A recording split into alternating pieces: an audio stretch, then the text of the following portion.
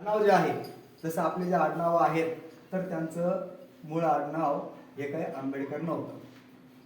मग आता त्यांचं आडनाव काय असेल बरं, तुम्हाला सांगता येईल का कोणाला? त्यांचं खरं आडनाव काय आहे? सपकाळ.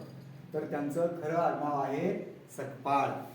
आजही त्यांच्या गावामध्ये सगळं कुटुंबांची त्यांची जी आडनाव आहेत ती सकपाळच आहे. मग आता त्यांना हे नाव कसं मिळालं असेल? तर त्यांचे एक गुरुजी होते आंबेडकर नावांचे.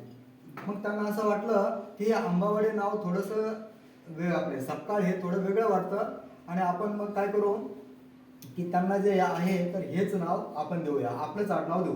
कारण त्या गावाचं नाव आंबावडे असल्यामुळं ते लोक सुद्धा कधी कधी त्या गावाच्या नावात लावून आडनाव तयार करायचे. मग ते थोडंसं ऐकायला वेगळं वाटायचं, म्हणून त्या गुरुजींच्या नावामुळं त्यांचं नाव आंबेडकर झालं. तिथपर्यंत लक्षात आलं बघा. आता त्यांचं जे बालपण जे आहे तर त्यांचे जे आंबेडकरांच्या वडिलांना आई वडिलांना 14 अपत्य झाले होते आणि हे 14वं अपत्य त्यांचं होतं.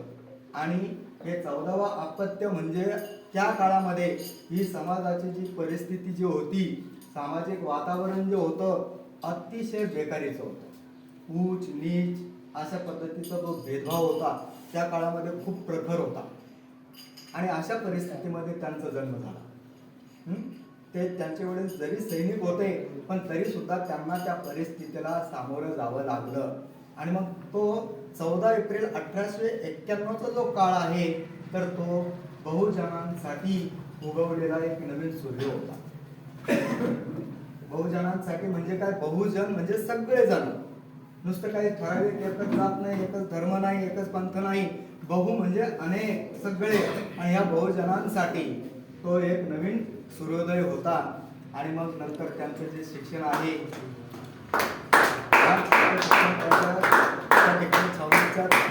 किती झालं. नंतर त्यांचे वडील जे आहे तर ते तिथून पुन्हा मुंबईला आले. मुंबईमध्ये सुद्धा एका झोपडपट्टीमध्ये त्यांचं शिक्षण झालं. आणि त्या काळामध्ये बहुजनांमध्ये अस्पृश्य समाजामध्ये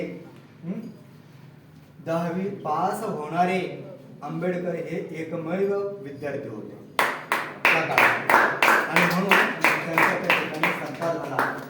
सत्कार झाल्याच्या नंतर मग ते खूप हुशार होते. ते हुशार असल्यामुळं पुढेही त्यांना शिकायचं होतं, परंतु पैशाची परिस्थिती अत्यंत हालाकीची होती. आणि मग आता त्यांना ही जे पुस्तकं आहे हे पुस्तकं खरेदी करण्यासाठी सुद्धा पैसे लागायचे. परंतु त्यांचे जे वडील होते रामजी, हे मात्र काय करायचे, पोटाला नसलं तरी चालेल पण पोराच्या पुस्तकासाठी मी खर्च करेल अशा पद्धतीने ते वागत होते. त्यांच्या ज्या आत्या होत्या मीराबाई, तर त्यांचे सुद्धा दागिने गहाण ठेवून त्यांच्या वडिलांनी त्यांच्या पुस्तकासाठी खर्च करून त्यांना पुस्तकं घेऊन दिली आणि त्यांचं शिक्षण चालू झालं. मग पुढचं उच्च शिक्षण घेण्यासाठी ज्या ज्या वेळेस त्यांना परदेशामध्ये जावं लागलं तर तेव्हा बडोद्याचे जे महाराज होते सयाजीराव महाराज गायकवाड यांनी त्यांना शिष्यवृत्ती देऊ केली. कारण त्यांचे जे गुरुजी होते आंबेडकर गुरुजी आणि इतर दुसरे गुरुजी यांनी त्यांच्या नावाची शिफारस केली. बाबा गरीब घरातला विद्यार्थी आहे पण खूप हुशार आहे आणि त्याच्या शिक्षणासाठी आपण तुम्ही काहीतरी मदत केली तर बरोबर. म्हणून सयाजीराव महाराज गायकवाड यांनी त्यांना शिष्यवृत्ती दिली आणि त्या शिष्यवृत्तीवर ते परदेशामध्ये शिकायला गेले. त्याच्यानंतर आपल्या छत्रपती शाहू महाराज यांनी सुद्धा त्यांना परदेशी शिक्षणासाठी जाण्यासाठी शिष्यवृत्ती दिली आणि ते परदेशामध्ये तिथं जाऊन शिकले. आता परदेशामध्ये जाऊन शिकले आणि आता आपल्याला जर शिकायचं म्हणलं की संभाजीनगरला जर समजा एखाद्या मुलाचं ॲडमिशन करायचं, तो जर तिकडे शिकायला गेला तर तो शिकत नाही तर त्याला वेगवेगळ्या प्रकारचे व्यसनं लागतात, त्याचे मित्रमंडळी बनतात आणि मग तो तशाच पद्धतीनं आईवडिलांना इकडे वाटतं की माझा मुलगा छत्रपती संभाजीनगरमध्ये शिकतोय परंतु त्याचं ध्यान शिक्षणात राहत नाही. परंतु आंबेडकर जेव्हा परदेशामध्ये होते त्यांच्या पुढं फक्त एकच ध्येय होतं, शिकणं. आणि हे शिक्षण कोणासाठी तर समाजासाठी. मला समाजात बदल करायचा आहे, समाजाची परिस्थिती आहे त्या परिस्थितीत बदल करायचा आहे. दुसरे सुद्धा काही नेते देशभक्त तिथं शिकायला होते परंतु त्यांचं शिक्षण वेगळ्या बाबीमध्ये होतं, वेगळ्या गोष्टीसाठी होतं, आणि आंबेडकरांचं मात्र सामाजिक परिवर्तन घडून आणण्यासाठी होतं.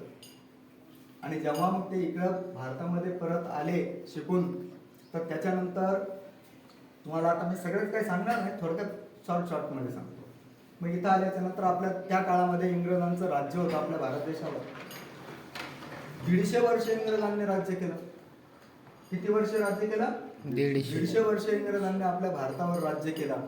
आणि हे राज्य करत असताना त्या इंग्रजांची शासन प्रणाली एकदम चांगली होती, परंतु ते गोरगरिबावर म्हणजे अन्याय अत्याचार करायचे.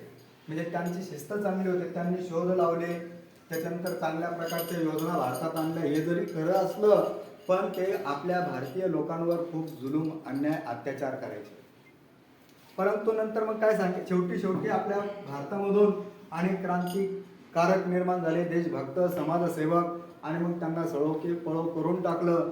शेवटी मग ते सगळे इंग्रजांनी काय सांगितलं, आम्ही आमच्या देशामध्ये परत जातो, पण तुम्ही तुमचा देश कसा चालवणार? कारण तुमच्या देशामध्ये खूप विषमता आहे, तुम्हाला तुमचा देश कसा चालवणार याच्या बाबतीमध्ये आम्हाला पहिले तुम्ही काहीतरी एखादी घटना तयार करून द्या.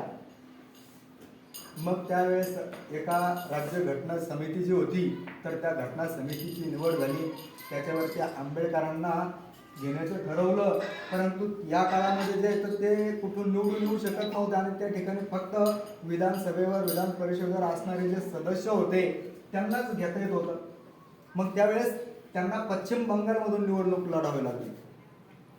महाराष्ट्रामधून तर काही निवडून आले नाही, तर मग पश्चिम बंगालमधून त्यांना निवडून दिलं. स्वीकृत सदस्य म्हणून ते विधानसभेवर घेण्यात आले, आणि मग आपल्या राज्यघटनेचं काम झालं. जेव्हा ती राज्यघटना त्यांना दिली, म्हणजे सांगितलं की असं असं आम्ही करू, मग त्यांनी ते मान्य केलं की मग आम्ही इथून जाऊ, तुमचं राज्यकारभार तुम्ही चांगला करणार, कोणावर अन्याय करणार नाही, अत्याचार करणार नाही वगैरे, अशा त्यांचे जे काही हे असेल विचार विमर्श झाला, आणि मग घटना तयार झाली. मग आपल्याला, तुम्हाला माहिती आहे, तुम्ही राज्यघटनेचं प्रस्ताव आपले हे वाचता ना शाळेमध्ये, ती केव्हा आपल्या याच्यामध्ये दिली,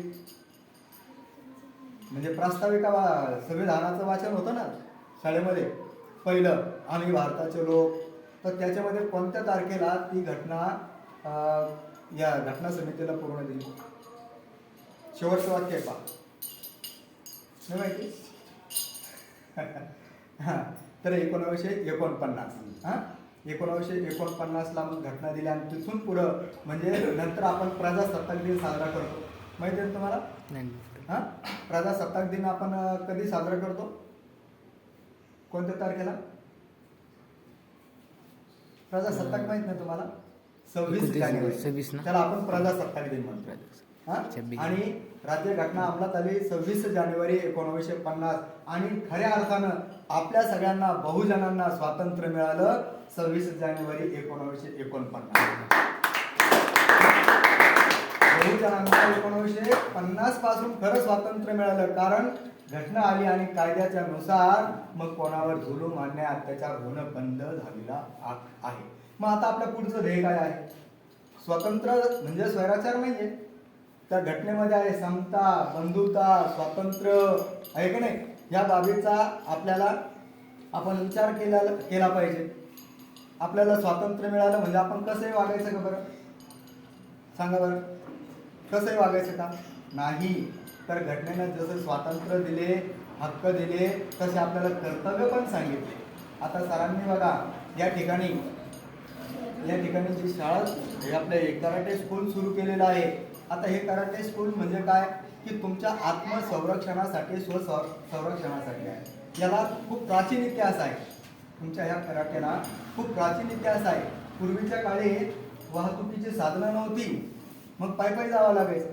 मग काही धर्मगुरू असायचे, बौद्ध भिक्षुक असायचे, काही विद्यार्थी असायचे, मग त्यांना पायी प्रवास करावा लागायचा.